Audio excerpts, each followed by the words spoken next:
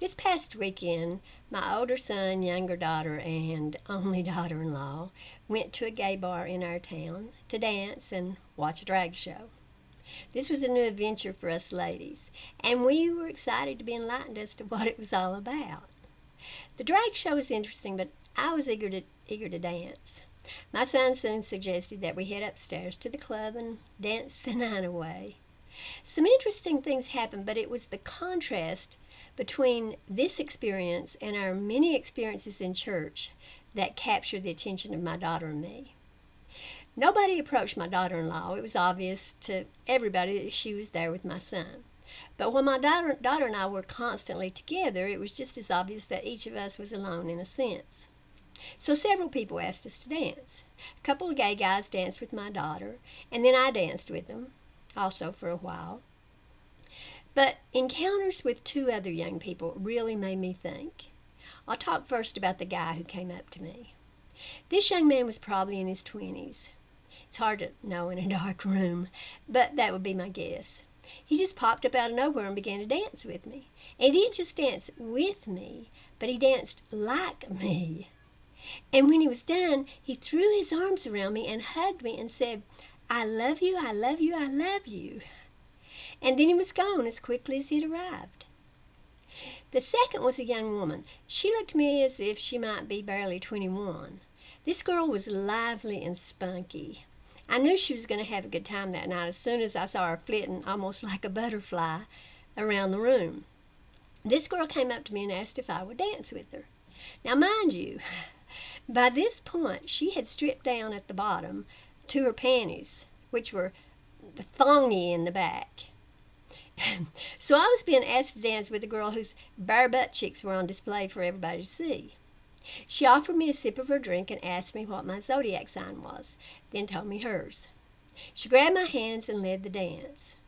We twirled this way and that, and then she led me in a couple of other dances with me trying to mimic her moves. Then the girl grabbed me and hugged me and whispered in my ear, "I love how you look at your life, don't stop." I'm not exactly sure what she meant by that, but I knew it was a compliment. Now here's what I learned that night. And I'm referring to what I realized specifically from these two young people. I learned that love and acceptance can be found if we are willing to give them back. Once again, let's consider the boy first. He shared my dance, performing exactly as I did. And that reminded me of the command in the Bible to rejoice with those who do rejoice. That's what the young guy did. He shared my joy in the dance I was performing. The boy also gave me physical affection with his sweet hug. And he gave me emotional acceptance by saying he loved me. And did you notice that he said it 3 times? 3, a triune of love. Do you remember the question Jesus kept asking Simon Peter? John 21:15 tells us. Jesus asked Peter, well, it begins in 15 anyway. Jesus asked Peter, "Do you love me more than these?" Peter said, "Yes, Lord, you know I love you." And Jesus told him to feed his lambs. Jesus asked a second time, and Peter responded the same way. Jesus told Peter to feed his sheep. The third time Jesus asked, Peter became perturbed. He said, "You know all things, so you know I love you." Now, people like to talk about the various meanings of the words Jesus used for love. But my point here is something else. Jesus wanted to be loved. He was driving Peter crazy, asking for this love. Yes, it had to do with teaching people about Jesus, that is, feeding his sheep. But that was still about Jesus. I mean, Jesus needs worshipers. He needs people to tell him how amazing he is. So he was making sure Peter would provide. But the young boy in the bar wasn't seeking love from me. He was offering it. He didn't ask whether I loved him, but 3 times he said he loved me. And now to the girl. First, she asked permission to be in my presence. She didn't push herself on me.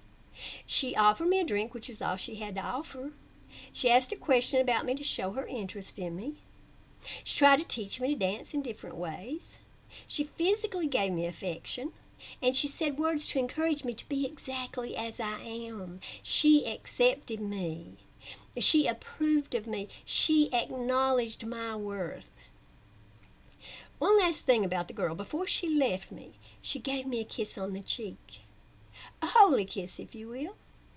Yes, standing there in her panties, she planted a sweet kiss on my cheek. Does that make you think of the woman who washed Jesus' feet with her tears and dried them with her hair? And what did the host at this gathering think of that? "Sinner!" he cried. "Do you know what kind of woman this is?" But did that bother Jesus? No. The so-called sinner had done more than the man who thought he was righteous, and Jesus said she was forgiven of her sins. As we sat for a while to rest and watch others dance, my daughter mentioned that she felt more unity, acceptance, and companionship in that bar and on that dance floor than she had ever felt in church. As she said, everybody was there to enjoy themselves, and they were happy to see others doing the same. Everybody was accepted. Nobody pushed their views or themselves on anyone. People simply shared what they were doing. And maybe that's why the two young people wanted to let me know they accepted me. I was the only person my age on the floor. I was a dreaded baby boomer, older than sin. I was grateful they accepted me. But as I think about it, maybe that's why these two young people were eager to let me know that they were grateful to me because my presence there showed them that I accepted them. My daughter said to me the next day that there was a time when we would have thought we were bound for hell by going to a gay bar or even dancing in front of others. But whom did we hurt? We hurt no one. The truth is, we showed love to others just as they showed it to us. Now, my knowledge of churches is limited. I'll admit that. Only once in my life have I attended a church service that wasn't the Church of Christ. Well, except for chapel services I was required to sit through at the Presbyterian college I attended. But from my limited knowledge, I've come to know that, at least in my faith heritage, we were never big on acceptance. It was toe the line or get out. If you didn't get out, well, they'd kick you out. This is understandable. Jesus was adamant that he didn't come to bring peace, but rather division.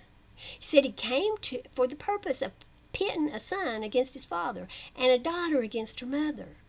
Even private households are destroyed by Jesus, so why would we expect anything different in our churches?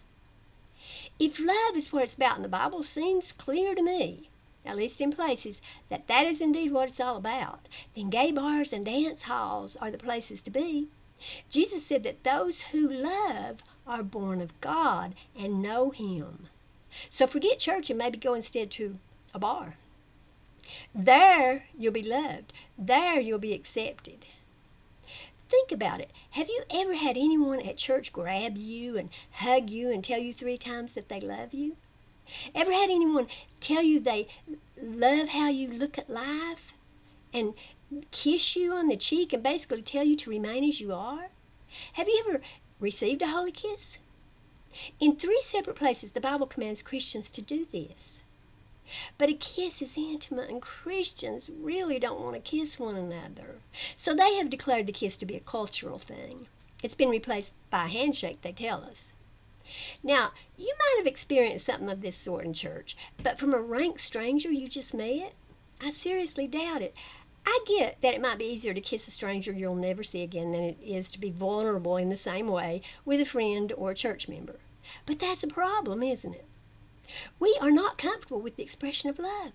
Judgment, yes. Condemnation, of course. Even hate, but showing love is a problem for us.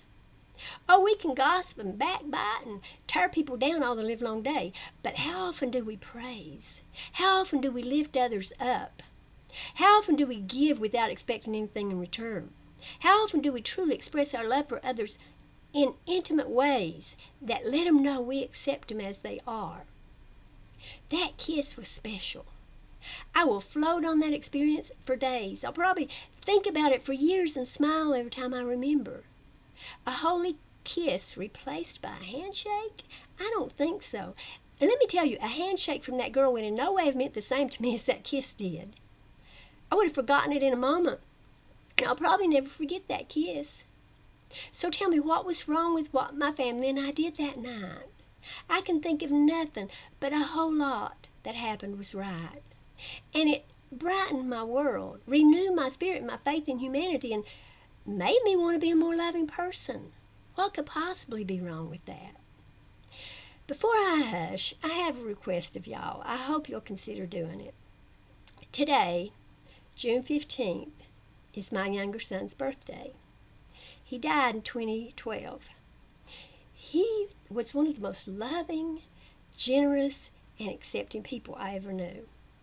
You may not know this, but in his will, he asked that we give a $500 tip to a server for a pizza. We did. My older son, Seth, put it on YouTube so that family members who helped contribute to it could see it. And it went viral, receiving more than 3 million views. People started sending money to us, and Seth gave a $500 tip for Aaron in all 50 states and more than one in some states. We were invited to talk about Aaron's last wish. That's what we called it. It was literally the last thing he asked in his will. But we were on various TV shows like NBC's The Today Show and CBS's This Morning, and on NPR, and also the National Enquirer did a half-a-page article. Oprah wrote a blog about Aaron, and the band 311, whom Aaron loved, did a shout-out to him at one of their concerts, telling everybody to light up their lighters in honor of Aaron. So I ask you today, in honor of my younger son, to do one small act of kindness for someone. Maybe offer a sweet word, or open a door for someone, or help an old lady across the street, or hey, maybe you can give an unexpected kiss to someone that, or tell them that you love them. At the very least, perhaps you could refrain today from judging those you disagree with or don't understand.